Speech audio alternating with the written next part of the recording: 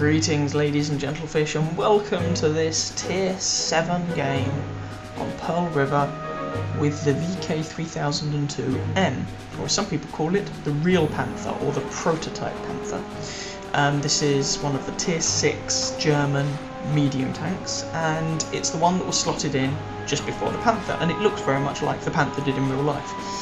I mean, in real life the Panther never had that long needle gun that it gets, or the conish turret, the what's it called?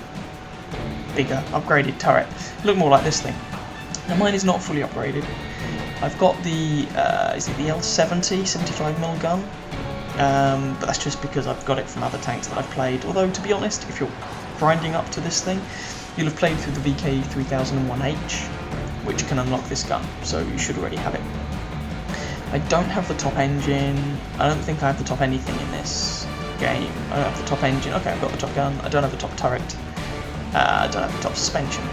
And initially, I was thinking of going into the valley. I didn't really know this tank very well at the time. I was thinking it looks like it's got a bit of armour. Maybe not a huge amount, but a little bit. It's not the fastest medium tank in the world, but you know, maybe I can make a difference in the valley. But, well, there's 3 of us. I mean, oh dear. And none of us are top tier. It's me, a Churchill 7 and a KV1. This just seems like an incredibly bad idea. And Panzer Souffle says I'm coming to the pass. Okay, that's 4 of us. He's top tier, he's got a big gun, that's encouraging. So, you know, I'm thinking let's go forward and make the best of this. I don't know what's happening between those two, but never mind. KV1's trying to back off, and the Churchill's either got lag, being an idiot, or just being a cretin. I tell the guy to stop blocking the KV1. If the KV1 wants to back off, that seems entirely reasonable to me. I have absolutely no interest in being the first one around there. Now I'm thinking there's only 4 of us, so maybe we can just hold the mouth of this pass. I'm trying to get a shot on one of the guys, and oh god, they're already around there, and oh, the KV1's taking a right pummeling. Churchill's tracked. Doesn't have the gun depression to use that position really. The Panzer Souffle Panzer Souffle 5 is getting shots in, but he doesn't have much armour, and I think they're going to be overrun. So I am pulling back. I'm trying to tell those guys to pull back too, but we've already lost the Churchill. Oh, crikey. Oh, this looks bad. This looks very bad. I'm telling them to pull back because they're just going to die. They're outnumbered, and I'm not staying around there. I'm not staying there and dying with them. That would just be stupid. I'm trying to work out what I can do. KV1 falls. It's just the Panzer Souffle. He doesn't have the armour to hold out for very long. He might be able to take one of them with him, but there we go.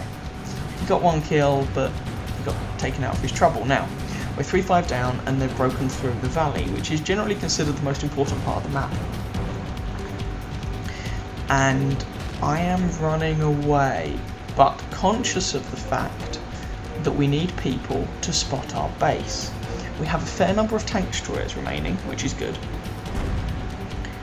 Apparently the T-150 killed him with premium ammunition, which is entirely unnecessary for a Panzer Souffle. Just load the high explosive. We need someone to spot the base because we've got 2 artillery pieces and a bunch of tank destroyers, 4-6 down.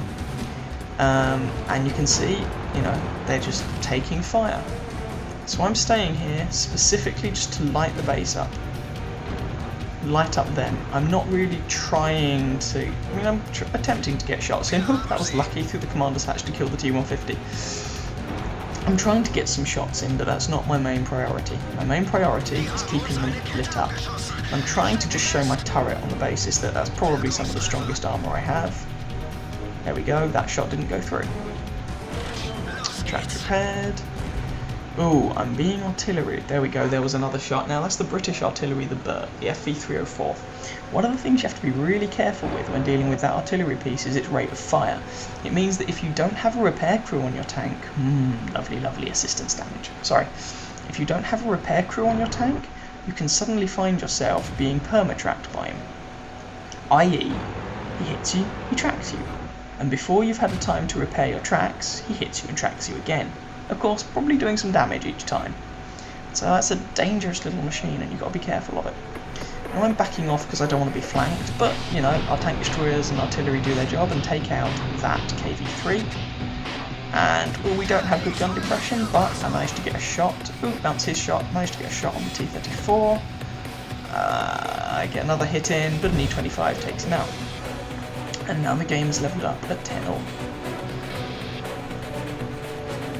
I'm trying to move up to see if there's anything else that needs spotting. Oh, tank destroyer behind me. So that was a bit of a frantic exchange, just trying to keep them lit up so our tank destroyers and artillery could go to work. T-25, first shot misses. Ow, that hurt. Okay, let's... if he's using the top gun, which it looked like he was from that, then he has a 105mm gun. Ooh, Hellcat killed him. 105mm gun with 320 average damage, 198 penetration. In short, it will shred me. I will be a mist on the horizon. But as it was, I took one hit from him and then he died. So, Bert is trying to kill me again. Well, they're artillery anyway. And I'm moving around here to try and deal with this Easy 8.